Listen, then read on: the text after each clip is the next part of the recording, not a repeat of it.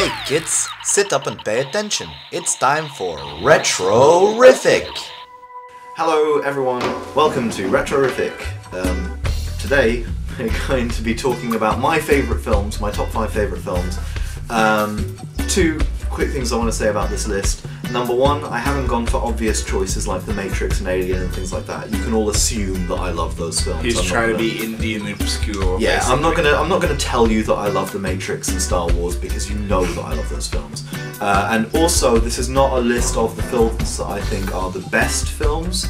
This is just a list of my personal favourites. So basically troll somewhere else if you wanted to slag off choices. Yeah. First of all, well, so, in reverse order, number 5 is Brazil, which James hasn't seen, Oops. but it's one of the darkest films ever. Really, really bleak, but it has an amazing cast list, amazing direction, amazing set design, amazing everything. The message of it, I agree with perfectly. You know, bureaucracy is evil and all that. It's sort of basically a comedy version of 1984, which is always a good thing. Even if you don't think it's a good thing, it is a good thing, trust me. I can't vouch for it because it's on my to watch list now. Yeah, but it's a very, very good film. I enjoy it immensely every time I watch it, even though it makes me incredibly depressed. And I'm pretty sure that Terry Gilliam would take this as a compliment. That film has completely ruined the song Brazil for me. It's an incredibly happy song, but now every time I listen to it I get depressed because of that film. You can imagine it, I saw the trailer and it did look quite It's pretty harsh. dark. Yeah, pretty harsh. How are we doing for time? You've got 45 seconds left. Okay, in conclusion, Brazil, really, really good, very bleak. Don't watch it if you're in any way in a bad mood at all, because it won't help. Straight down. But do watch it, because it's good. Apparently it's good. I'm just Okay, taking his word on that. alright.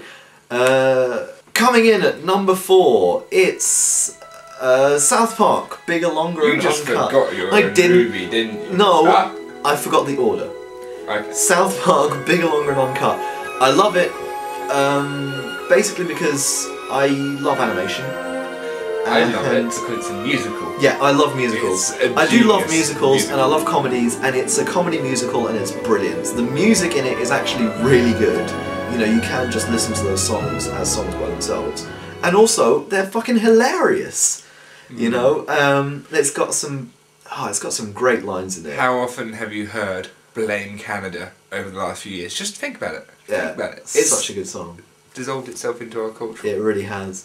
And I just, to be honest, I love the film just for one particular line in it, which is right at the beginning when the kids are singing about going to the film and they say, so, Off to the movies we shall go, where we learn everything that we know. Cause the movies teach us what our parents don't have time to say.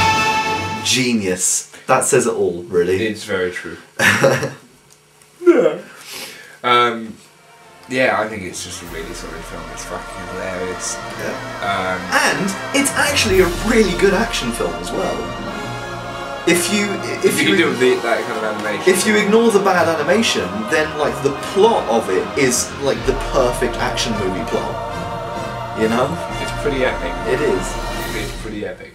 Okay, number 3 is The Fifth Element. I do love that film. It's just perfect. For me, I love it because, you know, growing up in Europe, it's interesting because having a French director and being, you know, written as a French film originally, that was just produced in Hollywood, so it has American actors, but it was originally a French film. It has a really European feel to it. Yeah. And that's rare in Hollywood. So, you know, as someone who's grown up in Europe, I really appreciate that. I love that. The way that they portray New York in it, it does feel quite a lot like Paris, you know, it feels like a big European city. The characters are great. Actually, I realised the other day, thinking about this film, there is not one single side character in that film that I find unnecessary. That's true, actually. There's like, for example, there's 2 characters when they're loading up the ship. There's this big sort of Rasta guy and his kind of annoyed looking white friend, and they load up the ship while smoking a joint and go to the pub. to be honest, I would quite happily watch a 2-hour film just about them. Yeah. You know? This is the thing. I think half of that is down to just writing, a lot of it down to directing, but Yeah. the fact that it's so well cast. Yeah.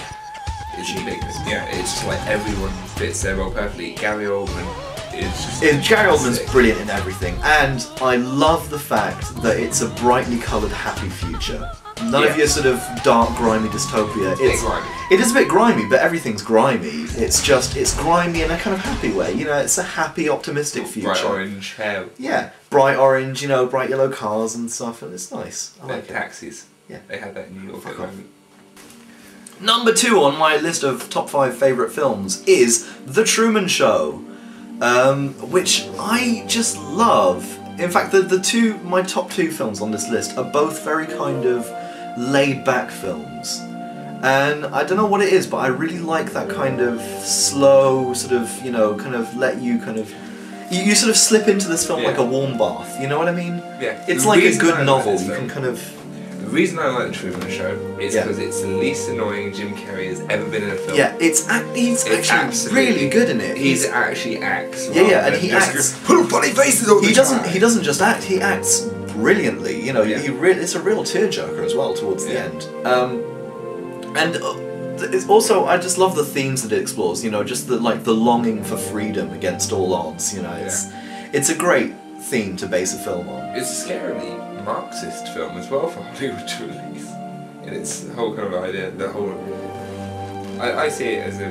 Well, I sort of see- trapped in society. Yeah, trapped in yeah. society, proletariat, rise up, being blocked in with all of society conspiring against you to keep you in this little thing. Yeah, there's some deep themes there. I can give away the ending because it's been out for over 10 years, you know, so fuck you if you don't know the ending. Shit, that's... Yeah, 98. Yeah. The final image of it is just genius when he's on that boat sailing towards the horizon, and he actually crashes into the horizon because it's a TV set.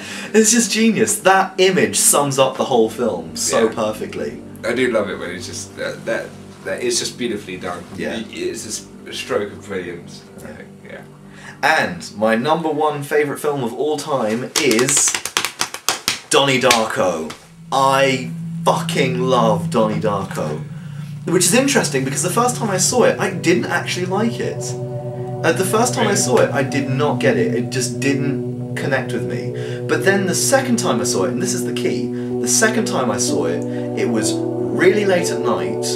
I was quite young, I'd stayed up really late. I was watching it and I fell asleep during it. And ever since then, every time I watch this film, it's like being in a dream. And I don't know if that's just the film, or if that's to do with the way I watch the film, or if it's a combination of both. But I love that feeling, where at the end of the film, you do feel like you've just woken up from a very strange dream. The thing that I find very strange about it is it's inadvertently pretentious. But it's pretentious, but all of the characters are really likeable. Yeah, this is what I find strange about it. I mean, it's just all the characters are very somber, but you kind of like feel sorry for them. But you feel like you know them as well. You They're very identifiable. Yeah.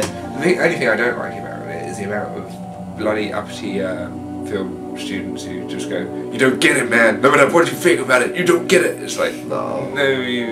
No, the genius of it as a film is that it doesn't give you any answers, and you're just left to draw your own conclusions. which is what film should do. Yeah.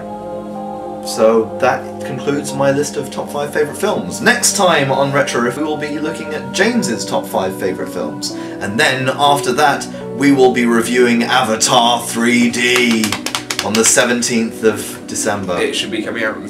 It will be. We'll up be on the watching 17th. it on the 16th. The video will be up on the morning of the 17th. Set an alarm. Note on your calendar. Noted on on the your calendar. 17th. Tell all your friends. Tell all your friends. We want to get lots of views on this one, alright?